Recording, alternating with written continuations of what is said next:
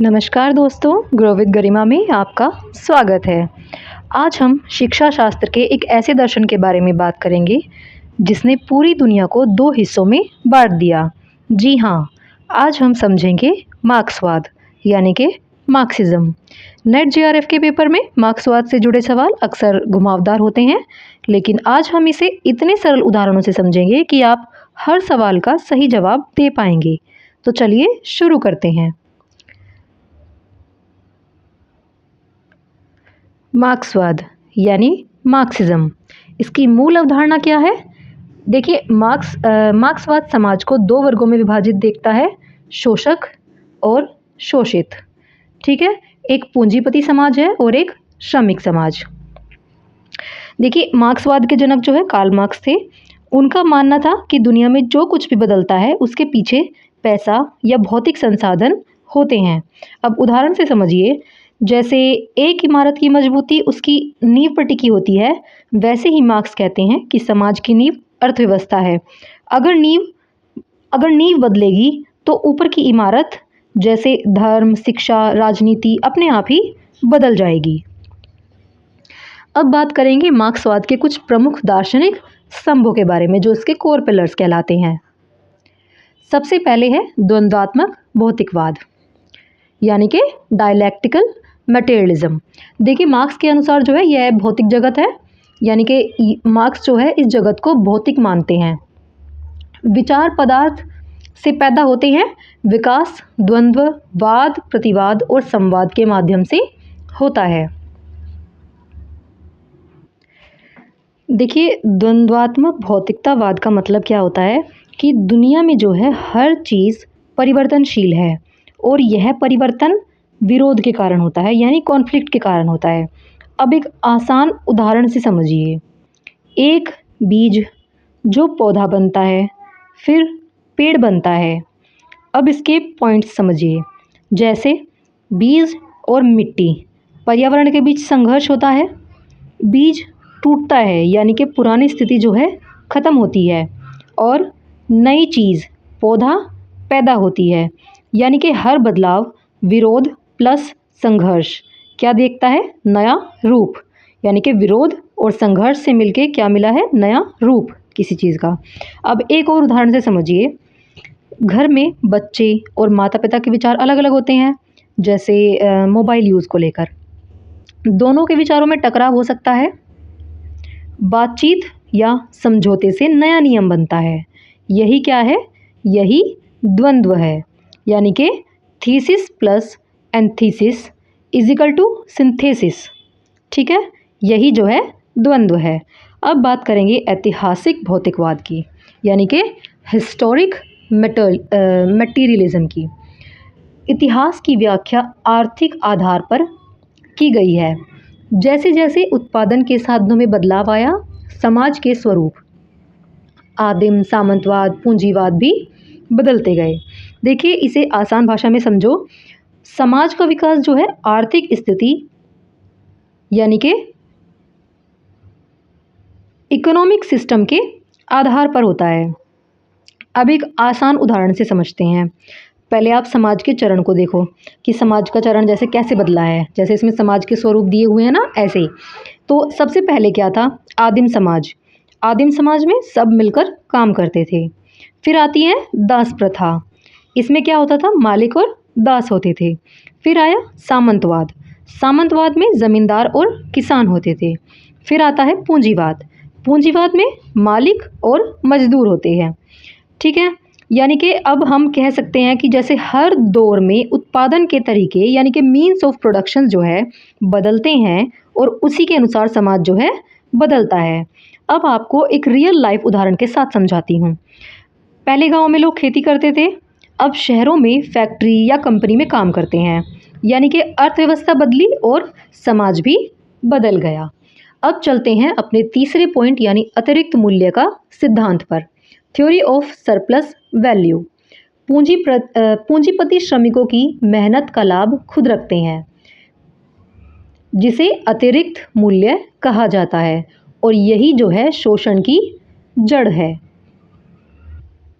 देखिए, इसमें क्या होता है? मज़दूर जो है जितना काम करता है उसे उसका पूरा पैसा नहीं मिलता, ठीक है। बाकी हिस्सा जो है मालिक रख लेता है, यही बचा हुआ हिस्सा अतिरिक्त मूल्य यानी सरप्लस वैल्यू कहलाता है। अब एक आसान उदाहरण से समझिए। मान लो एक मजदूर है, एक दिन में 1000 रुपये की चीज़ का उत्पादन करता है, 1000 रुपये की चीज़ जो है बनाता है, लेकिन उसे मजदूरी कितनी मिलती है? 400 रुपये। अब ये बताइए बाकी 600 कौन ले गया? यानी कि मालिक, जो फैक्ट्री ओनर है। और यही जो 600 रुपये है यही अतिरिक्त मूल्य यानी सरप्लस वैल्यू कहलाते हैं। एक और आसान उदाहरण से समझिए। मान लीजिए एक मज़दूर है जो 8 घंटे काम करता है। पहले 4 घंटे वह अपनी मजदूरी 400 रुपये कमा लेता है, बाकी 4 घंटे जो काम करता है उसका पैसा उसे नहीं मिलता। यह जो एक्स्ट्रा काम होता है, ये जो एक्स्ट्रा काम है, ये अतिरिक्त श्रम कहलाता है, सरप्लस लेबर कहलाता है। और इससे जो पैसा बनेगा वो कहलाएगा अतिरिक्त मूल्य, ठीक है।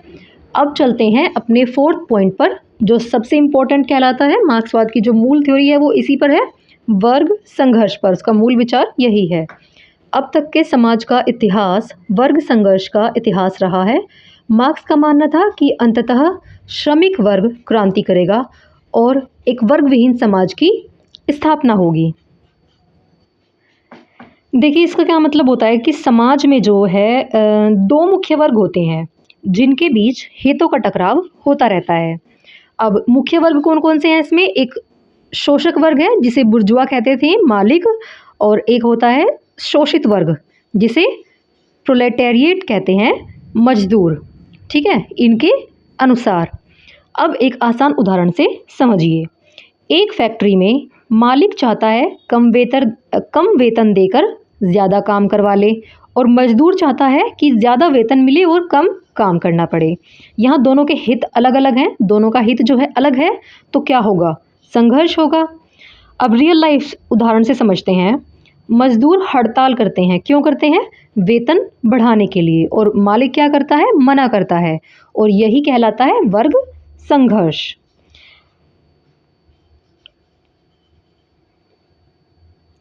अब इन चारों को आप एक लाइन में समझिए। द्वंद्वात्मक भौतिकवाद कहता है बदलाव कैसे होता है, ठीक है। द्वंद्वात्मक भौतिकवाद कहता है कि बदलाव कैसे होता है। ऐतिहासिक भौतिकतावाद कहता है समाज क्यों बदलता है, समाज क्यों बदलता है। वर्ग संघर्ष कहता है बदलाव कौन लाता है। वर्ग संघर्ष का कहना है कि बदलाव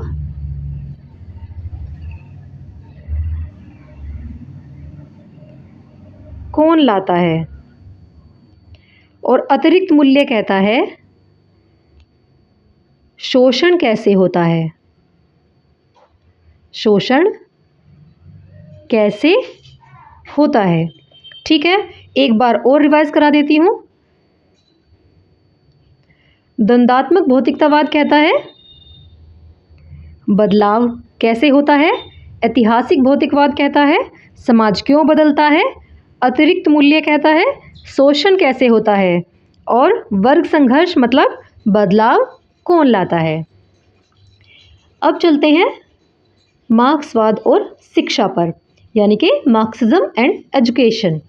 देखिए मार्क्सवादी दर्शन में शिक्षा केवल ज्ञान प्राप्त करने का साधन नहीं है, बल्कि यह समाज में बदलाव लाने का एक राजनीतिक हथियार है। अब हम बात करेंगे शिक्षा के उद्देश्यों पर। देखिए वर्ग विहीन समाज का निर्माण, इसका पहला पॉइंट है वर्ग विहीन समाज का निर्माण। ऐसी शिक्षा देना जो शोषण को समाप्त करे और समानता लाए। मार्क्स बात करते हैं एक ऐसी शिक्षा देने की जो समाज में जो है वर्ग विहीन समाज की स्थापना करे, वर्ग संघर्ष ना हो, और शिक्षा जो है शोषण को पूरी तरीके से समाप्त कर दे और समाज में समानता ला सके। दूसरा पॉइंट है श्रमिकों का उत्थान। शिक्षा को केवल अमीरों की जागीर नहीं रहने देना चाहिए, यानी कि शिक्षा जो है वो सभी के लिए होनी चाहिए, अमीर गरीब इस तरीके से देखते हुए नहीं होनी चाहिए। शिक्षा सभी के लिए होनी चाहिए। अब बात करते हैं अगले पॉइंट, समाजवादी चेतना की। छात्रों में समाज के प्रति जिम्मेदारी और क्रांतिकारी सोच विकसित करना। देखिए, शिक्षा का उद्देश्य क्या होना चाहिए कि समाजवादी चेतना उत्पन्न होनी चाहिए जो भी शिक्षा प्राप्त करते हैं उनके अंदर। छात्रों में समाज के प्रति जिम्मेदारी और क्रांतिकारी सोच का जो है विकसित करना होना चाहिए, शिक्षा का उद्देश्य। अब बात करेंगे शारीरिक और मानसिक श्रम का एकीकरण, यानी कि शिक्षा का क्या उद्देश्य है, शारीरिक और मानसिक श्रम का एकीकरण करना। मार्क्स का मानना था कि पढ़ने और काम करने को अलग नहीं किया जाना चाहिए।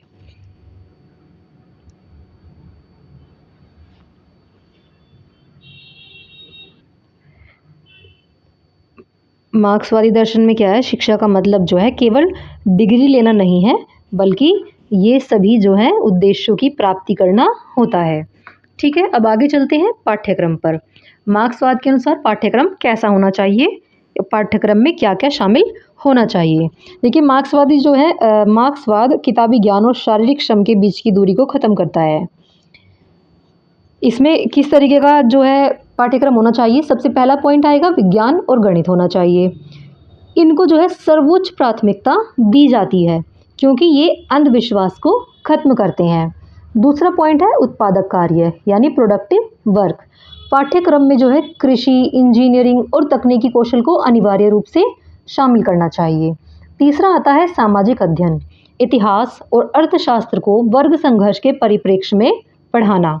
चौथा आता है नास्तिकता, धर्म को अफीम माना गया है, यानी मार्क्सिज्म जो है धर्म को अफीम मानता है, एक नशे के तौर पे मानता है, इसलिए शिक्षा में धर्मनिरपेक्षता और वैज्ञानिक तर्क पर जोर दिया जाता है।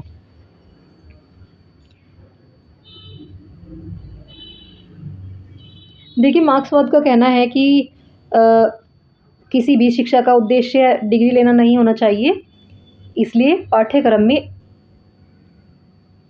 इस तरीके की एक्टिविटीज़ जो है हमारे सिलेबस में इंक्लूड होनी चाहिए, इस तरीके का कार्य होना चाहिए जिससे एक तो धर्मनिरपेक्ष शिक्षा हो, समाज के बारे में चेतना जागृत हो और उत्पादक कार्य कर सके, यानी कि शिक्षा जो है कमाई के साधन बना के दे सके, इस तरीके का पाठ्यक्रम जो है हमारा होना चाहिए।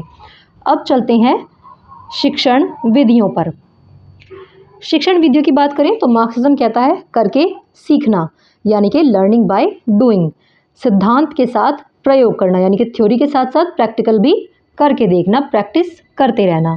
फिर आता है सामूहिक शिक्षण, व्यक्तिगत उपलब्धि के बजाय जो है समूह में काम करने और सीखने पर बल देता है। फिर आता है श्रम के साथ शिक्षा, एजुकेशन विद लेबर, स्कूल को कारखानों या खेतों से जोड़ना ताकि बालक जो है उत्पादन की प्रक्रिया को भी समझ सके।